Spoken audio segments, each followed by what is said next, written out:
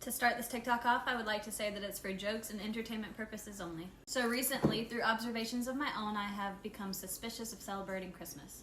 Things I'm going to go over. Number one, nowhere in the Bible or anywhere does it say that December 25th is Jesus' birthday, but it does say that a sun god's birthday is December 25th.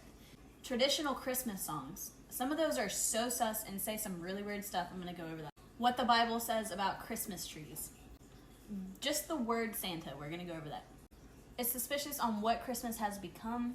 This is all stuff you can research on your own. Nowhere in the Bible does it say that December 25th is when Jesus' birthday is. The Bible does not specify Jesus' birthday.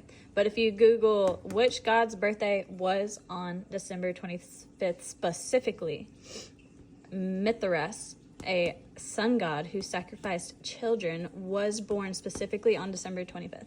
And these other gods, which I never saw this before, but when I researched it this time, this god was born on December 25th.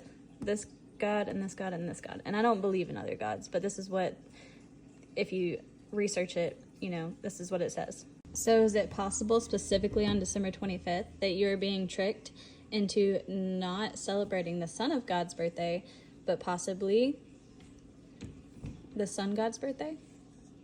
I never really understood the point of Santa and Christmas and Jesus' birthday. I always found Santa being the guy wearing all red was kind of creepy, and I always found it kind of suspicious that, he even fits into Christmas. The Christmas tree. I always thought that the Christmas tree was weird symbolism, kind of witchcrafty. I never understood what a Christmas tree and decorating it had to do with Jesus' birthday. And I heard that in the Bible it tells you not to do that, so I just looked it up. Hear ye the word which the Lord speaketh unto you, O house of Israel. Thus saith the Lord, learn not the ways of the heathen, and be not dismayed at the signs of heaven, for the heathen are dismayed at them. For the customs of the people are vain, for one cutteth a tree out of the forest, the work of the hands of the workmen with the axe. They deck it with silver and with gold, they fasten it with nails and with hammers, and move it not.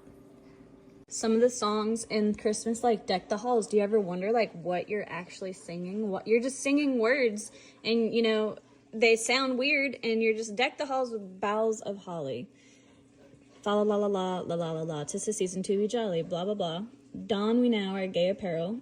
Troll the ancient Yuletide carol. Once again, a Christmas song that you are singing mindlessly in the stores and in Christmas festivals and stuff. Troll the ancient Yuletide carol. I looked up what Yuletide means. First of all, Deck the Halls used to be a pagan Yuletide drinking song. Yuletide, the season of an ancient Germanic pagan holiday centering around the winter solstice. So y'all are singing that for Christmas, not really thinking about it, and you're singing a pagan song. Why should we be worried that we're being tricked into maybe celebrating something that we probably shouldn't through symbolism and other things? Satan, if you ever read the first book of Adam and Eve, it shows, Satan tricked Adam and Eve to eat the apple, right? To turn against God. Okay, it didn't end there. When Satan saw that God didn't completely abandon Adam and Eve the way that he abandoned Satan, he became very, very jealous of Adam and Eve and tried many, many different ways to trick them.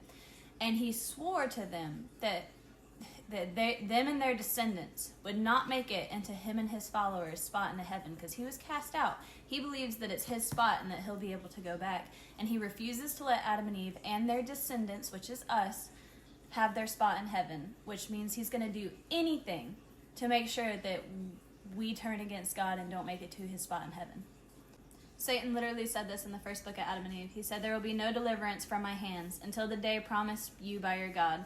Again he said, because we do not know the day agreed on you with by your God, nor the hour in which you shall be delivered, we will multiply wars and murders on you, and your descendants after you.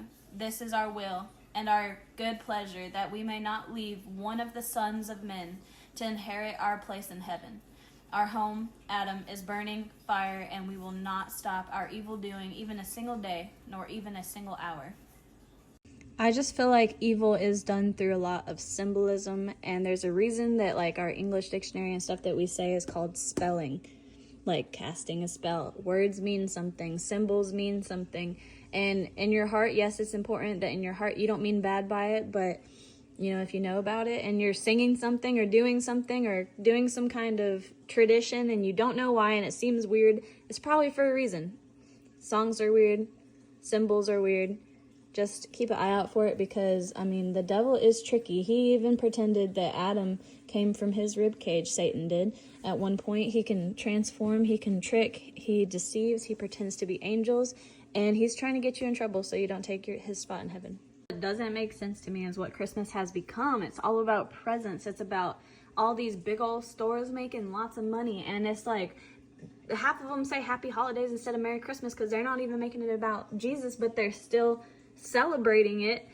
I believe in Jesus, but I'm going to find different ways to celebrate him being born because I don't believe that Christmas is about his birthday.